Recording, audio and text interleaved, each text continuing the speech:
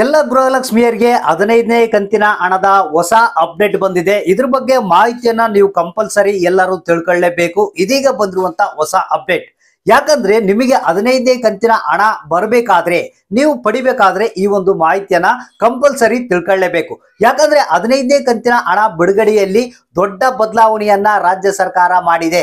ಹೌದು ಸ್ನೇಹಿತರೆ, ಬಹಳಷ್ಟು ಮಂದಿಗೆ ಇದು ಗೊತ್ತಿಲ್ಲ. 15ನೇ ಕಂತಿನ ಹಣ ನಮಗೆ ಬಂದ್ರೆ ಸಾಕಪ್ಪ ಅಂತ ಬಹಳಷ್ಟು ಮಂದಿ ಕಾಯ್ತಾ ಇದ್ದಾರೆ ಹೊರತು ಏನೆಲ್ಲ ಚೇಂಜಸ್ ಆಗಿದೆ, ಈ ಬಾರಿ 15ನೇ ಕಂತಿನ ಹಣ ಯಾರ್ಯಾರಿಗೆ ಬರುತ್ತೆ ಯಾರ್ಯಾರಿಗಿಲ್ಲ ಅನ್ನೋದ್ರ ಬಗ್ಗೆ ಮಾಹಿತಿ ಗೊತ್ತಿಲ್ಲ.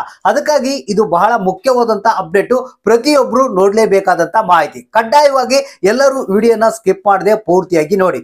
ಸ್ನೇಹಿತರೆ, ನಿನ್ನೆ 15ನೇ ಕಂತಿನ ಹಣ ಬಿಡುಗಡೆ ಆಗುತ್ತೆ ಅಂತ ಹೇಳಿದ್ವಿ. ಸೊ ಹಾಗಾದ್ರೆ ಎಷ್ಟು ಮಂದಿಗೆ 15ನೇ ಕಂತಿನ ಹಣ ಬಂತು, ಯಾವ್ಯಾವ ಜಿಲ್ಲೆಗಳಿಗೆ ಬಂತು ಅನ್ನೋದ್ರ ಬಗ್ಗೆ ಕಂಪ್ಲೀಟ್ ಆದಂತಹ ಮಾಹಿತಿಯನ್ನ ತಿಳಿಸ್ಕೊಡ್ತೀನಿ. ಮತ್ತೆ ಇವತ್ತು ಕೂಡ 15ನೇ ಕಂತಿನ ಹಣ ಯಾರೆಲ್ಲ ಪಡಿತಾರೆ, ಯಾವ್ಯಾವ ಜಿಲ್ಲೆಗಳಿಗೆ ಬರುತ್ತೆ ಅನ್ನೋದ್ರ ಬಗ್ಗೆ ಕಂಪಲ್ಸರಿ ಆದಂತಹ ಮಾಹಿತಿಯನ್ನ ನೀವು ತಿಳ್ಕೊಳ್ಳೇಬೇಕು. ಯಾಕಂದ್ರೆ ಈಗ ನಿಮಗೆ ಗೊತ್ತಿರಬಹುದು, ರಾಜ್ಯ ಸರ್ಕಾರ ಹೊಸ ರೂಲ್ಸ್ ಗಳನ್ನ ಬಹಳಷ್ಟು ಜಾರಿಗೆ ತರ್ತಾ ಇದೆ. ಇದರ ಒಂದು ಮುಖ್ಯ ಉದ್ದೇಶ ಏನಪ್ಪಾ ಅಂತಂದ್ರೆ ಬಡವರಿಗೆ ಸರಿಯಾದ ರೀತಿಯಲ್ಲಿ ಹಣ ತಲುಪಬೇಕು ಅಂತ. ಸೊ ಹಾಗಾದ್ರೆ ಮುಖ್ಯವಾಗಿ ಈಗ 15ನೇ ಕಂತಿನ ಹಣ ಯಾವಾಗ ಬರುತ್ತೆ ಅಂತ ಎಲ್ಲರೂ ಕಾಯ್ತಾ ಇದ್ದಾರೆ. ನಿಮ್ಮ ಖಾತೆಗಳಿಗೆ 2000 15ನೇ ಕಂತಿನ ಹಣ ಇವತ್ತ 100% ಜಮಾ ಆಗುತ್ತೆ. ಹಾಗಾದ್ರೆ ಬನ್ನಿ ಇದ್ರ ಬಗ್ಗೆ ಕಂಪ್ಲೀಟ್ ಆದಂತಹ ಮಾಹಿತಿಯನ್ನ ತಿಳಿಸ್ಕೊಡ್ತಾ ಇದ್ರಿ. ಈಗ ಯಾವ್ಯಾವ ಜಿಲ್ಲೆಗಳಿಗೆ 15ನೇ ಕಂತಿನ ಹಣ ಬಿಡುಗಡೆ ಆಗುತ್ತಾ ಇದೆ, ಯಾರೆಲ್ಲ ಇವತ್ತು 15ನೇ ಕಂತಿನ ಹಣ ಪಡಿತಾ ಇದ್ದಾರೆ, ಮತ್ತೆ ಇದರಲ್ಲಿ ದೊಡ್ಡ ಬದಲಾವಣೆಯನ್ನ ಕೂಡ ರಾಜ್ಯ ಸರ್ಕಾರ ಮಾಡಿದೆ.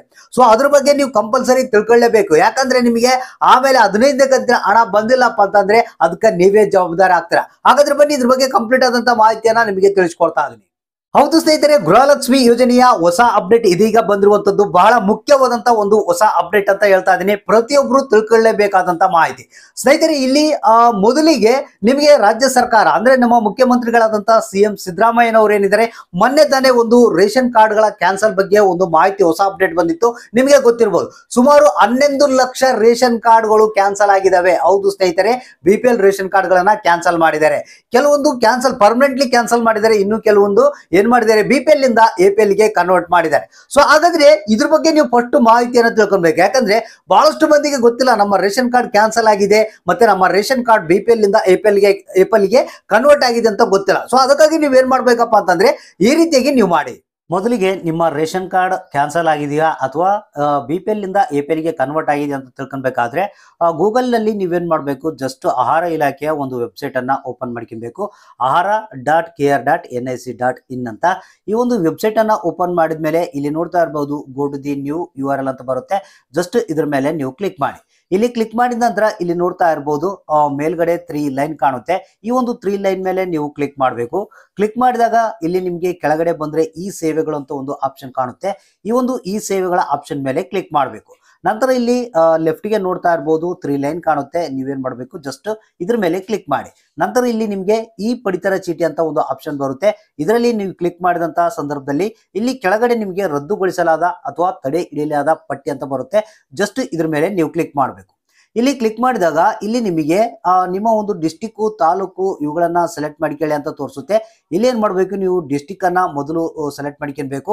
ನಂತರ ಇಲ್ಲಿ ನೀವೇನ್ ಮಾಡ್ಬೇಕು, ನಿಮ್ಮ ತಾಲೂಕು ಯಾವ್ದು ಬರುತ್ತೆ ಅದನ್ನ ಸೆಲೆಕ್ಟ್ ಮಾಡ್ಕೊಳ್ಳಿ. ನಂತರ ನಿಮ್ಮ ಒಂದು ಯಾವ ತಿಂಗಳ ಒಂದು ಲಿಸ್ಟ್ ಅನ್ನ ನೋಡ್ತಾ ಇದ್ದೀರಾ ಅನ್ನೋದನ್ನ ಸೆಲೆಕ್ಟ್ ಮಾಡ್ಕೊಳ್ಳಿ.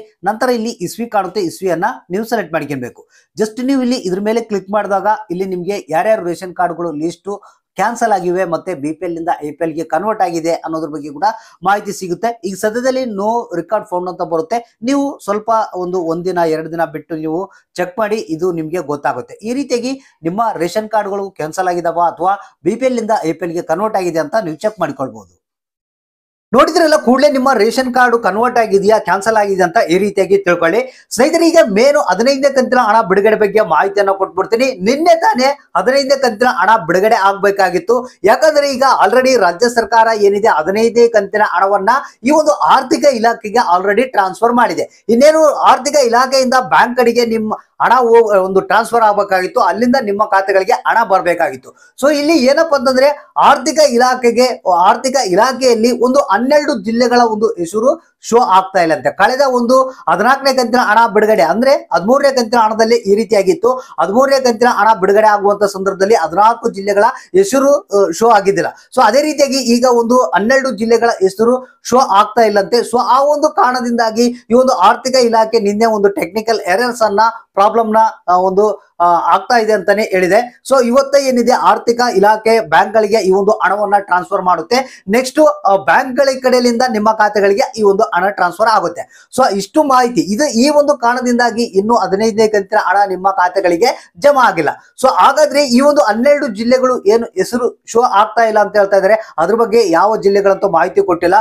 ಸೊ ಇವತ್ತ ಅಂದ್ರೆ ಲಕ್ಷ್ಮೀ ಹೆಬ್ಬಾಳ್ಕರ್ ಅವರೇ ಮುಂದೆ ನಿಂತ್ಕೊಂಡು ಈ ಪ್ರಾಬ್ಲಮ್ ನ ಸಾಲ್ವ್ ಮಾಡ್ತಾ ಇದ್ದಾರೆ. ಸೊ ಇದನ್ನ ಸಾಲ್ವ್ ಆದ ನಂತರನೇ ಇಮಿಡಿಯೇಟ್ಲಿ ಆಗಿ ನಿಮಗೆ ಆರ್ಥಿಕ ಇಲಾಖೆಯಿಂದ ಬ್ಯಾಂಕ್ ಕಡೆಯಿಂದ ನಿಮ್ಮ ಖಾತೆಗಳಿಗೆ ಈ ಒಂದು ಹಣ ಜಮಾ ಆಗುತ್ತೆ. ಬಹಳಷ್ಟು ಮಂದಿ ಏನ್ ಅನ್ಕೊಂಡಿದ್ರು, ಈಗ ಆಲ್ರೆಡಿ 15ನೇ ಕಂತಿನ ಹಣ ಬಿಡುಗಡೆ ಆಗ್ಬಿಟ್ಟಿದ್ದು, ಇನ್ನೇನು ನಮಗೆ ಬಂದಿಲ್ಲ ಅಂತ ಬಹಳಷ್ಟು ಮಂದಿ ಬೇಜಾರಾಗಿದ್ರು.